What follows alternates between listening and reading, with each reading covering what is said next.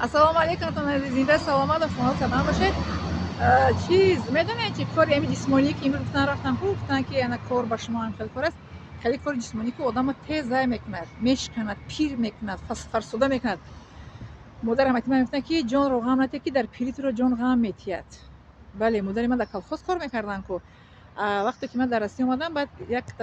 خشم گفت که چی کاری که باشه رفته کردم باید گیری برای پول در کاری که برادری خوردیان گفتن که نه چی کاری که می دست رفته کردن میفته دستی تو آدمی دیپلم دار کسب هنر داری تو چی رفته هر کاری که میشته برای پول میکشخته برای کارش ده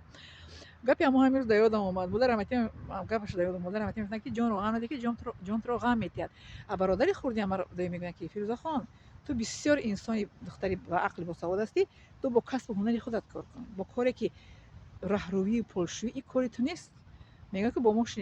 بوده چی نیست یا برادر خوردم خیلی اکجانی خوردم که با هم میاری رنگ اونو با غیبتی سخنچی خیلی شد و خیلی شد هم خشته میری تو باید که با آدمایی که کسب و هنر دارن رنگ خود دیپلم دارن با آنها باید تشنی کار کنی فعالیت کنی برای اینه که آدما که در هر کجا که هر کار کنن تام باید که برای پشت روی کار کنی نه با دیپلمات کار کنی تو داری تجربه کاری تو میتونی تو در کسب و هنر میتونی کار کرده کار کن تو گپ هر کس گوش نکی که جایی که کار باشم و برای پشت باید که کار کنم برای پشت ختمه کشی میون پیونده نبره خلا میگی اپای فیروزه میگه مو وایش دم دسته کار کنی میونمو برداشته نمیتونه بچه یوشه میگه برداشته نمیتونه میگه این خیلی افگار شدگی هم که نمیدونم چیکار کنم از تاکسی کار میکنه بچه یوش از من 16 سال خورده است یه نمود سلامتی شاید دست دیگه که بله میگه که زوری بیهوده میون میشکنه ولی با در جامعه برن که چه کاری که نباشه باید کار کنی نه چه کاری باشه کار نکنی باید کار کنی آدمایی که میخوان رفته کار کردن گیرن من نمیکنم چه کاری که نباشه در شهر خودم اگر یا با من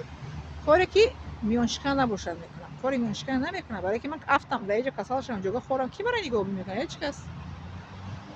برای پای خودم میگردم برای چی میگن نفس میکشم الحمدلله افتی در اینجا خداوند و یک روز نشه که در اینجا جوگایی شوی جنه خیشه نه تباره کس من خبرگیری نمیاد در شهری چی میگن بیگونه ده برای همین من میگم که عقل پایه دولت است باید که من با عقل خودم باید کار کنم گپی اکجان میدگی یاد اومد که گپی هر کس گپ باید نشد چیکاری که یافتی رفت کار کردن گیر اگر مادر رحمتی هم که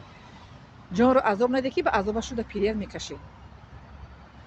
بله ببینید همین انسان ها ما همین من برای انسان هایی که دیپلم داریم ما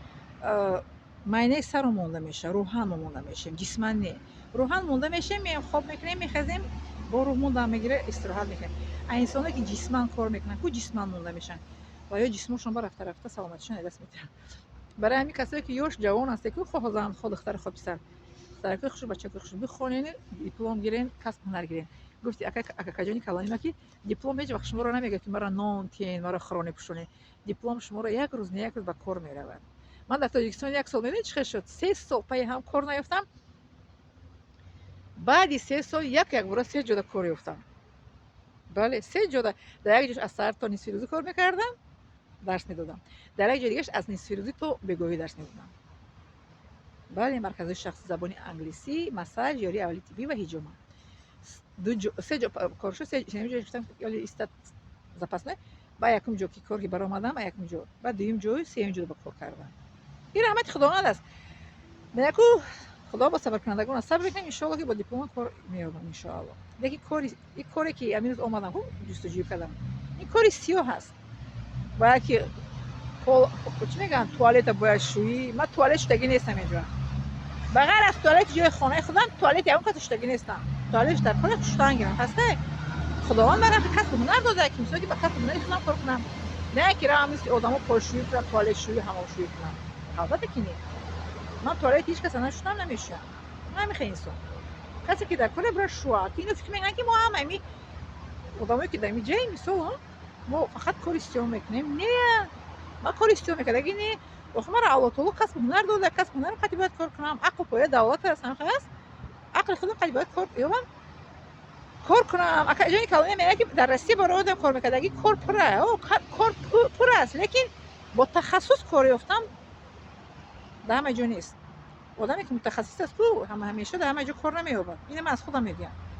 باید که میابد مثل من در تاجیکستان یافتم گفتم که سه تا کار یک باره میابد در رحمت خداوند قدیر. ان شاء الله من نماز یک کار پیدا میشد ان شاء الله. میگه تو برنامه امیدی ها بس امید است با این شب 23 است من میجوام میگه جوینده و بنده است میجوام میروم کار میکنم این جنگلچه مورد چه جنگلچه خشکه این جنگلچه قتی ها نوجوز نشونتیم پس من رختی